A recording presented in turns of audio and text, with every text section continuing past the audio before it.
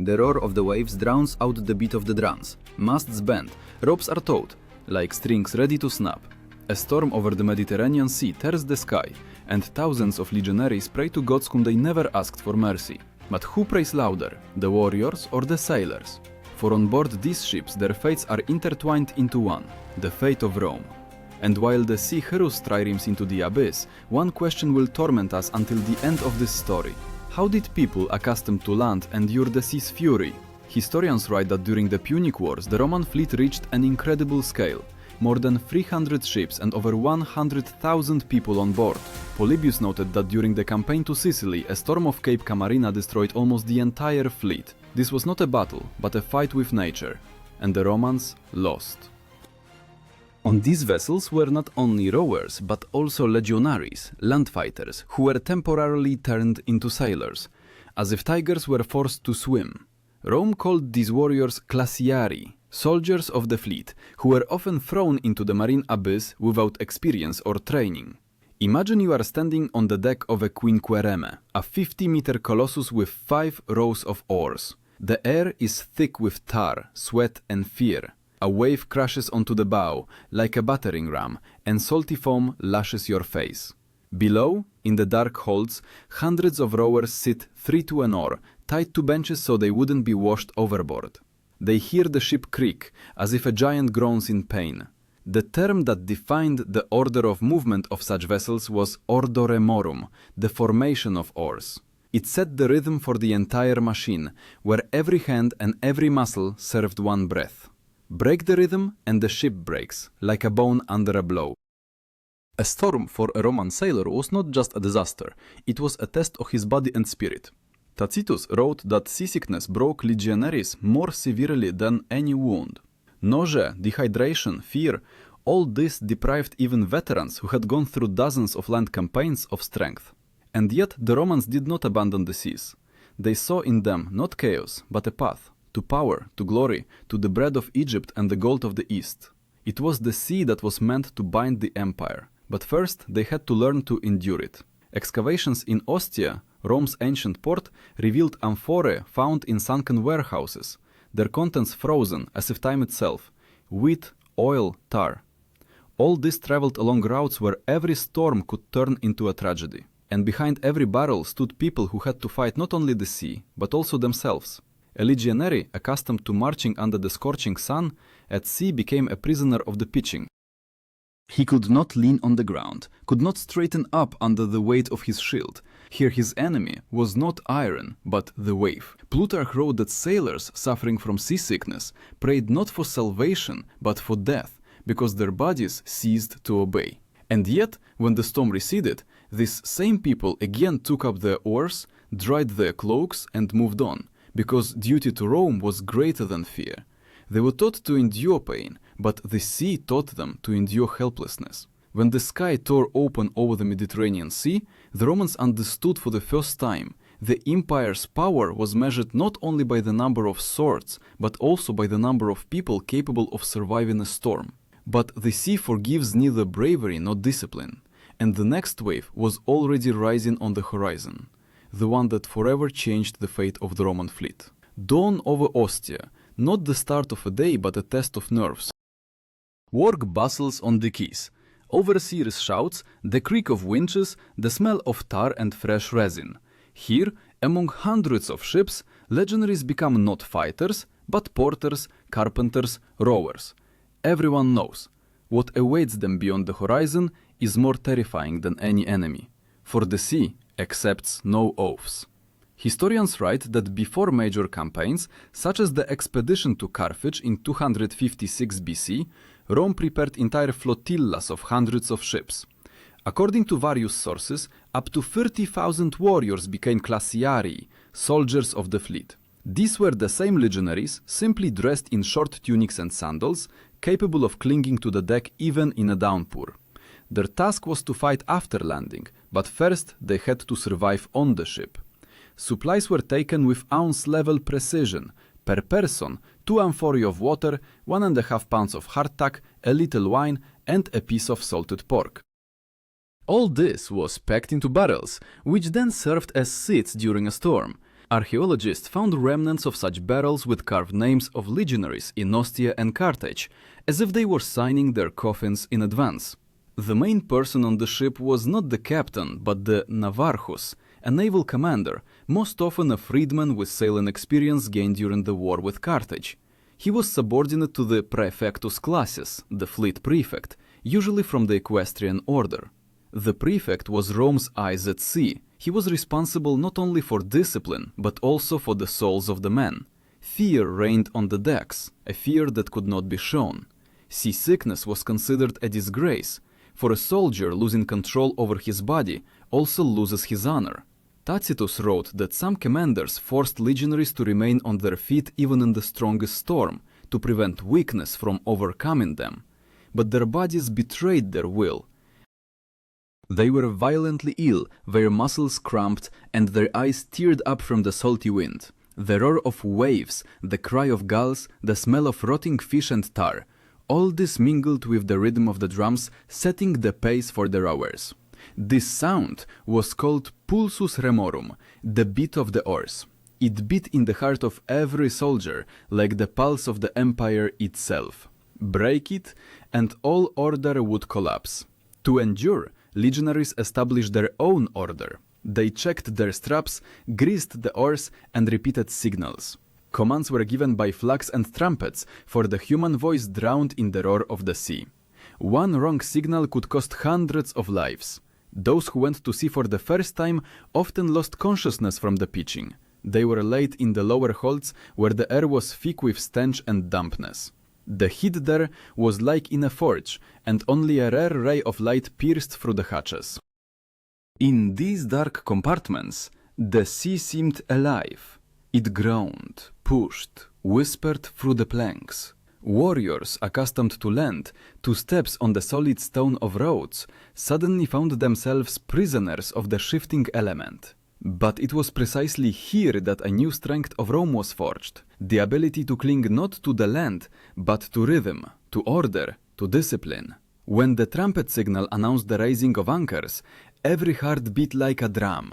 Heavy anchors of lead and wood, called anchorae, were raised by hand, amidst shouts and the clanking of chains. This was the moment when the path back was already closed. From this moment, the legionary ceased to be a warrior of the land. He became part of the ship, its living body. And when the first waves rose off the Cape of Sicily, the sea seemed to decide to test everyone who dared to challenge its abyss. The Romans did not yet know that a storm awaited them ahead, one that no captain would survive.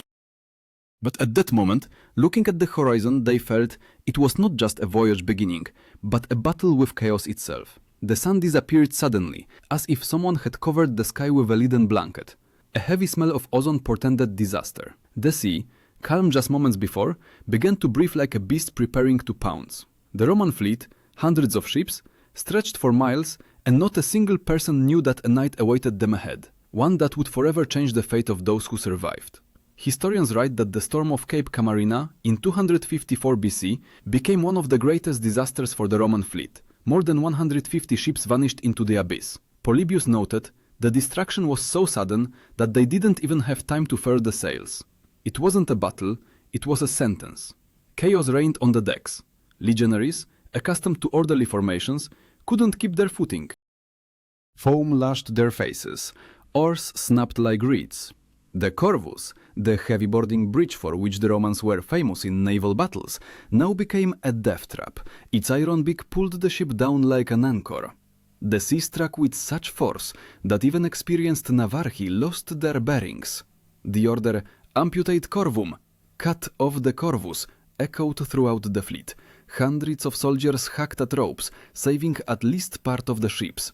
But the storm was already swallowing them, one trireme after another. Those below, rowers, slaves, recruits, heard the water breaking the hull. The creak of wood sounded like groans. With each wave strike, the hold filled with icy water, smelling of salt and death. People tried to bail it out with their helmets, but the torrent was too strong. The term that described this moment of losing control was iactura, the forced jettisoning of cargo to save the ship. everything was thrown overboard. Ballista, weapons, supplies. Sometimes even the living, so that the rest might survive. This was not an order, it was panic, in which Roman discipline cracked like planks under the onslaught of a wave. The roar, the darkness, the screams, all merged into one sound, where the human voice drowned in the elemental fury. Warriors prayed to Neptune and Jupiter, swearing they would never go to sea again. Some cut their palms and threw blood into the waves, an ancient rite of appeasing the gods, mentioned by Livy. But the sea knew no mercy. Rowers, tied to their benches, could not escape. Their bodies were found later, when the storm subsided, contorted as if still holding an oar. Legionaries on deck fought not only the waves, but also terror. Seasickness turned into madness. The body lost balance, eyes couldn't distinguish the horizon, and it seemed as if the very earth had disappeared from beneath their feet forever. At dawn, the survivors saw the sea strewn with wreckage, like a battlefield. Out of 150 ships, according to various sources, no more than 50 survived. The rest went into the depths along with thousands of soldiers. No enemy had inflicted such a loss on Rome. Plutarch wrote that after this storm, the Romans realized for the first time the sea does not obey the laws of the empire. But, as it always happened, instead of fear, they chose perseverance. Within a few years, they again built a fleet, larger, heavier, stronger. At the site where those ships perished, archaeologists found bronze parts covered with corals, fragments of rowing oars, and remnants of helmets. Each discovery was like a voice from the deep. We were here. We tried to survive. When the storm receded, the surviving legionaries lay on the decks, exhausted, trembling, with pale faces. But in their eyes was reflected not fear, but a realization. If they had survived this, they would survive anything. The sea had cleansed them of weakness. Now they knew the price of survival. And ahead of them lay land, but not salvation. Because even after the storm, the sea did not release those who had once looked into its abyss. Night covered the Mediterranean Sea so swiftly, as if darkness itself had decided to join the battle. The storm intensified with every gust of wind.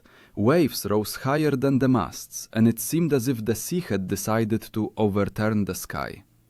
People on the decks screamed, but the wind tore the words from their mouths, not allowing them even to die with a prayer on their lips. At this moment, every legionary understood. There was no enemy more terrifying than the elements, where there was neither a front line nor a possibility to retreat. Historians wrote that during this storm, the Romans encountered something that no regulation, no marching order had foreseen.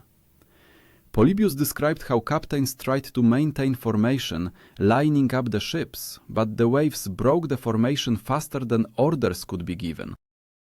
Discipline, which had become Rome's pride, lost its meaning. Each ship was now a separate word, a separate tragedy. At the heart of this abyss stood the quinqueremes, enormous vessels, the pride of the Roman fleet. Their might became their undoing. 5 rows of oars meant that the hull was heavier and less stable. When a wave rolled in from the side, the entire ship capsized, and hundreds of bodies chained to the oars fell with it. This was called catastropha navalis, a naval catastrophe. Those who survived below tried to climb up through the hatches, but they were swept away by the backwash. One Roman chronicler wrote, "People disappeared as if pulled by the hand of Neptune himself. Those who remained on deck clung to the masts, to the ropes, to their comrades, anything they could grasp. Salty foam blinded them, their skin cracked from the cold, and breathing became a struggle." The fleet prefect, the prefectus classis, should have given the signal to withdraw. But the lighthouse lights were not visible. Trumpets did not sound. Flags were lost in the darkness. At this moment, command ceased to exist. People acted on instinct. One ship drifted at the mercy of chance. Another turned against the wind. A fatal error, for the sail filled and capsized the vessel instantly. Warriors, weakened by seasickness, could no longer hold their weapons. Their bodies trembled. Their faces were green like patinated copper. They tore at themselves until they bled, trying to hold on, and many went mad. Tacitus wrote that seasickness is capable of driving a man to madness faster than the fear of death. And indeed, in those who survived, the shadow of that night lived on for a long time. The screams subsided when strength abandoned everyone. Only the roar of the sea remained. One legionary who had lost his shield clung to a broken oar. The water pulled him down, but he still whispered an oath of loyalty to Rome. His voice drowned in the storm, but the words sounded like a prayer. These people did not surrender even to the sea. Amidst the raging waves, lightning flashed, illuminating a terrible scene. Dozens of ships capsized, with masts sticking out of the water like crosses. At that moment, the storm ceased to be merely a natural phenomenon. It became a symbol that even an empire that had subjugated half the world could not control the elements. The term sailors used for the moment when a storm reached its maximum force was procella maxima. This is the point where everything is decided. Either the ship breaks or the spirit. And it was here, in the center of the storm, that not iron, but human will was forged. Some ships tried to withstand by cutting down their masts. Without sails, they became lighter but more helpless. People rowed by hand, bailing water with their helmets. Someone sang so as not to hear the roar of the wind. Song was the only thing that still obeyed man. Polybius wrote that the storm lasted 3 days. 3 days of hell when sky and sea changed places. Those who survived the storm later recounted that the sun on the 4th morning seemed like a sign from the gods, but not salvation, because when the light returned, it illuminated not the sea, but a cemetery. Later, on the shores of Sicily, fishermen found bodies in Roman armor. They were washed ashore by the waves for weeks. Swords, helmets, wooden tablets with names were found in the sand, and on each was a trace of salt and time. However, this storm was not the end. From its ruins, Rome took not fear, but a lesson. The empire lost ships, but gained knowledge. The sea can be conquered not by force, but by reason. Since then, every new fleet was built differently, taking into account winds, currents, and the weight of sails. But at that moment, in the heart of the Procella Maxima, no one thought about it. People simply held on, to life, to memory, to the hope that the storm would end before they themselves did, and in those fingers clinging to the wreckage, a new naval power of Rome was already being born. Morning came without the cries of gulls. The sea lay motionless as if weary of its own fury. Everywhere were wrecks, oars, planks, shreds of sails. Salty foam quietly lapped at the shores of Sicily, where waves cast out bodies. The faces of the dead legionaries were whiter than marble, their eyes open, as if they still couldn't believe the storm had finally subsided. Polybius wrote that after the storm, no more than a fifth of the Roman fleet survived. More than 100,000 people perished or were declared missing.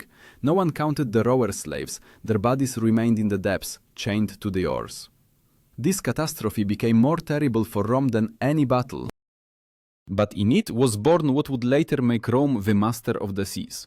The surviving legionaries washed ashore could not immediately stand up. Their bodies were exhausted, stomachs constricted from days without food, skin burned by salt. But when they looked up, before them lay the shore, a symbol of salvation and shame simultaneously. For Rome did not tolerate defeats, even from the gods. One of the surviving officers, according to Livy's records, told his soldiers, "We lost the fleet, but not our honor." These words became the beginning of a revival. Within a few months, the Senate allocated funds for a new shipyard in Ostia. The city filled with the sounds of hammers and saws. The sea took men.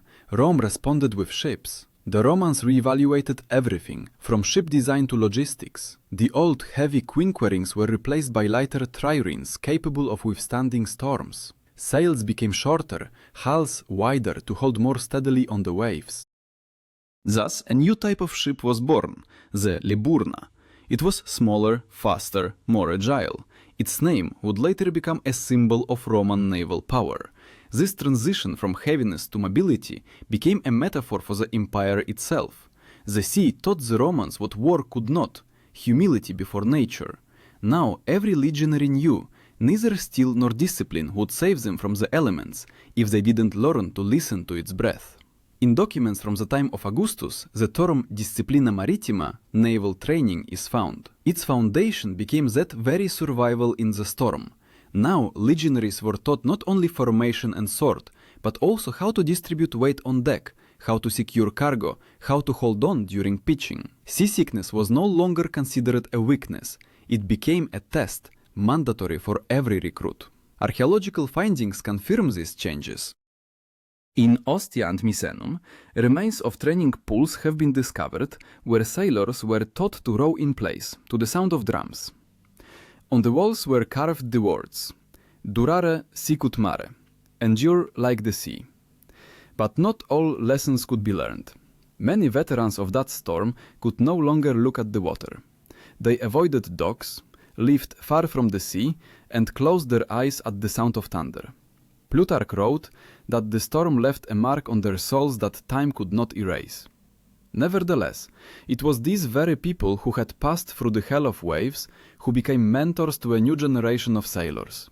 They taught the young not to fear pitching, not to tear sails in the wind, not to scream during a storm. They said, "If the sea wants to take, it will take, but if you accept it, it will leave you life." For the empire, this storm became a lesson in resilience. After it, Rome never again treated the sea as an enemy. It became its ally, terrifying, unpredictable, but necessary. For without the seas, Rome would not have been able to hold its provinces, deliver grain from Egypt, or protect trade from pirates. Thus, a new fleet was born, not of wood and bronze, but of human experience. Every ship was now built with the memory of the fallen. Every voyage to sea was accompanied by a ritual. A drop of wine was poured into the water, a gift to Neptune. Archaeologists found amphorae with inscriptions, pro vita, for life. These words became a maritime charm. And yet, despite the new strength, the memory of that storm lived in everyone who stepped onto the deck. Every wave strike reminded them, the sea does not forgive overconfidence. It grants passage, but demands respect. At sunset on that day, when the storm finally subsided, the surviving legionaries lit bonfires on the shore. The fire reflected in the waves, and it seemed as if the sea was answering them with its own light. In this silent dialogue, the entire history of Rome, pride, suffering, and the eternal striving to conquer that which does not yield to power. But the true revelation still lay ahead. For years later, the storm would remind them of itself again, and force the empire to remember the price at which it learned to stay afloat. Decades passed, but the roar of that storm continued to echo in the heart of Rome. Even when the empire flourished under Augustus, even when the legions stood on the shores of Britannia, the sea still remembered those who perished in its depths. Every ship departing from Ostia carried with it not only cargo and warriors, but also the shadow of that night when Rome first learned that not everything in the world obeyed its will. In the training camps for new sailors, they now began with stories of the storm of Camarina. The old Classiarii utters these words with respect, like the name of a fallen commander. They said, "The sea is not an enemy. It is an examiner." These simple words became part of Roman naval doctrine, defining the fleet's conduct for centuries. Historians note that it was precisely after that catastrophe that Rome became not merely an owner of a fleet, but a maritime power in the full sense. The creation of permanent bases, Misenum, Ravenna, Baiae, was a response to that lesson. Here appeared the first barracks for sailors, provision warehouses, reserve sails. All of this was born not out of pride, but out of the memory of defeat. The fleet prefect was now considered not just a commander, but a guardian of the sea. His oath began with the words, "May the gods grant me reason in the storm." This title, Praefectus Classis, became a symbol not of power, but of responsibility. For he who commands the fleet commands the lives of thousands of people who have entrusted themselves to the elements. Archaeological findings confirm that by the end of the 1st century AD, the legionaries' maritime life had become commonplace. In their homes, marine amulets, shells, and dolphin-shaped charms, symbols of survival, were found. And in inscriptions on stones, the word "supervixit," he survived, often appeared. It became an honorable mark, no less important than a medal for valor. But beneath this outward brilliance lay the memory of pain. Seasickness, once considered a weakness, was now studied and treated. Doctors of that time advised drinking wine with vinegar and keeping one's gaze on the horizon, the first known remedy against pitching. Celsus mentioned that resistance to the sea was now considered as much a virtue as skill with a sword. And yet, even with experience and knowledge, every storm remained a test. The Romans learned to read the sky, navigate by the stars, and account for wind direction. But when the wind howled in the rigging, even hardened veterans felt the ancient fear rise in their chests, for the sea reminded them everything built by human hands can disappear in a single night. Plutarch wrote that sailors often performed sacrifices after storms, not out of fear, but out of gratitude.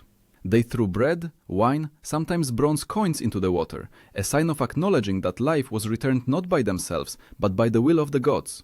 In these simple rituals resonated wisdom born of suffering. One cannot conquer what must be accepted. The sea became a mirror of the empire. When Rome grew, the fleet multiplied. When Rome trembled, ships sank. And eventually, when the empire began to crumble under the onslaught of barbarians, the seas reclaimed their own. Bases emptied, ships rotted in docks, and only storms still battered the shores. As a reminder, everything returns to the elements. Modern historians, studying the traces of ancient shipwrecks off the coast of Sicily, found something astonishing. Amphora with the symbol of an eagle, bronze helmets overgrown with corals. On some of them, scratches were visible, letters carved by hand before death. SPQR, the Senate and people of Rome. A symbol of power, and a symbol of futility. And yet in this story there is no defeat, there is overcoming.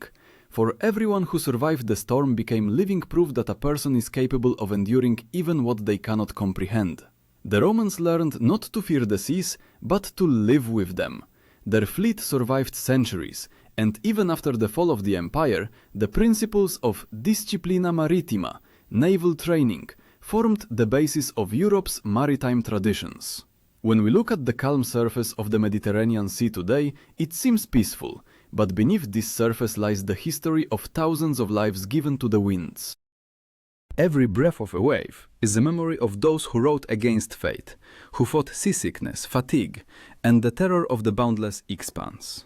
And now, knowing all this, one can ask, could we have endured, finding ourselves on the deck of that Queen Karim in the midst of a storm?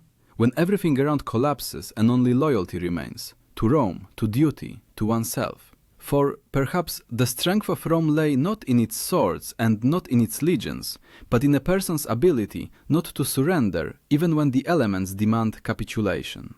The sea took the best, but it was they who made the empire eternal. Because where a ship breaks, character is born. And in every wave breaking on the shore, the echo of that ancient oath still resonates. Durare sicut mare, endure like the sea.